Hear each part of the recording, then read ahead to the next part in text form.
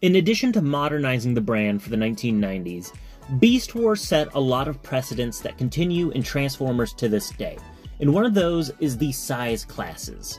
There was the basic class, the deluxe class, the mega, and the ultra, and while a couple of those have not survived to this day, the deluxe class still persists. The deluxe class price point is pretty much the median range of figures, and Beast Wars did a really great job of making each character unique and interesting unto themselves.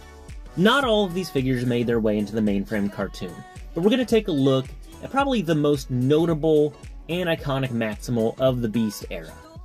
This is 1996's Transformers Beast Wars Deluxe Class Cheetor.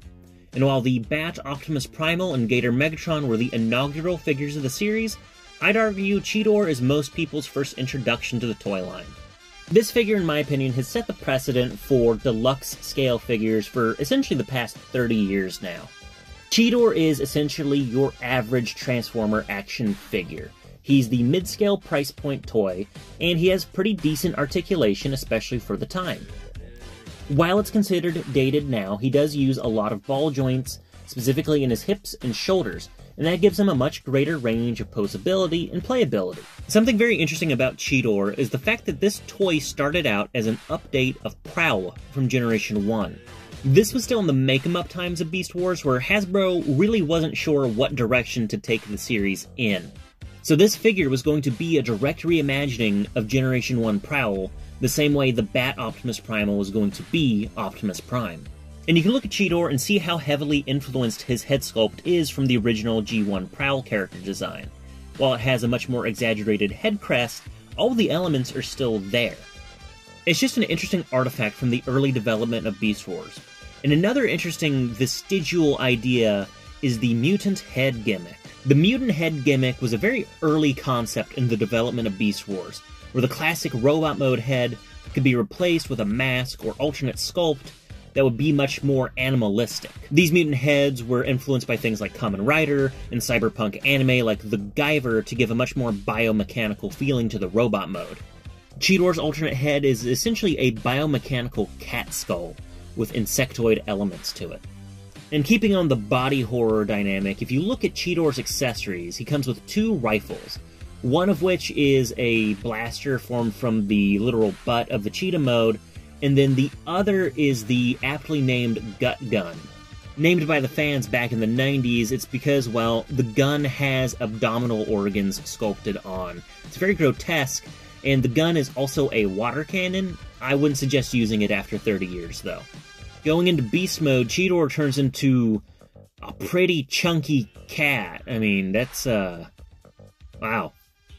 The tail gun goes on his butt, like you'd expect, and the gut gun goes underneath his chest and looks, should I censor that for YouTube? We're gonna censor that, just in case. I mean, look, Transformer toy design is a lot more art than science sometimes, so I think they did an alright job for a first try, at least until you look at a real cheetah.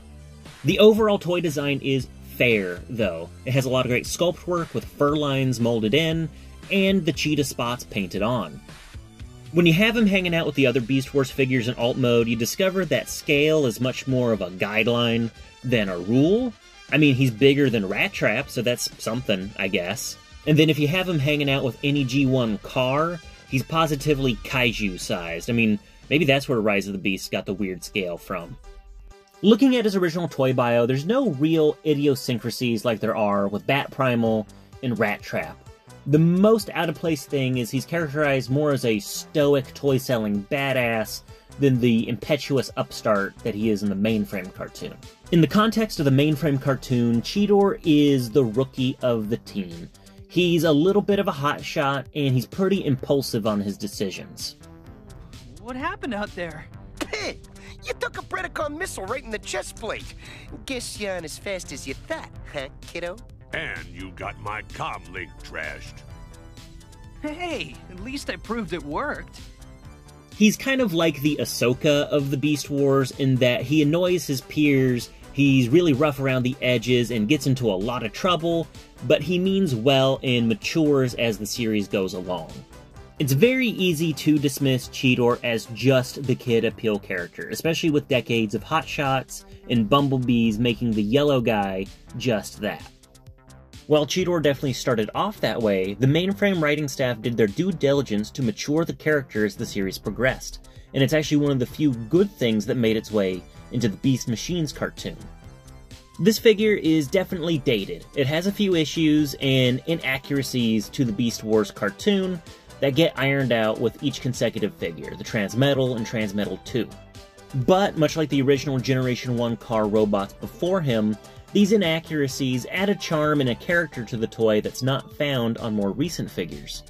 So while it isn't one-to-one with the mainframe cartoon model, this figure really set the standard for deluxe class figures for the next few decades.